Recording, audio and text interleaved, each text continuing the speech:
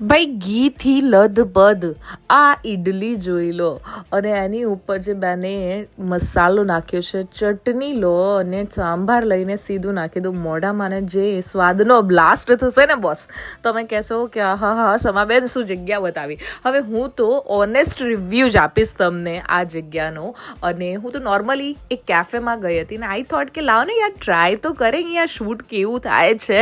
પણ બોસ અહીંયાનો સ્વાદનો મસાલો જે છે ને મારે દાઢે વળગી ગયો છે. જગ્યાનું નામ છે ઉરુ કેફે. લાસ્ટ વીક હું સાઉથ ઇન્ડિયન ગોતતી હતી ને કે સારું એવો સાઉથ ઇન્ડિયન લંચ માટે ક્યાં જવાય, તો મને આની રીલો બહુ જોવા મળી.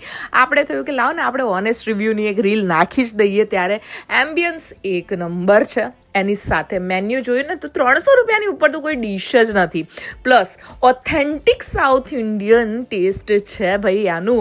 એટલે તમને રિગ્રેટ તો જરાય નહીં થાય કે ભાઈ આ જગ્યાએ જવાય, ખવાય કે ન ખવાય. 110% જજો.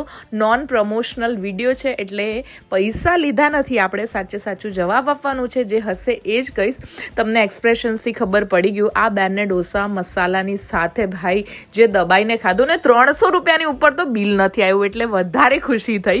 તો પહોંચી જાઓ આજે જ ઉરુ કેફે.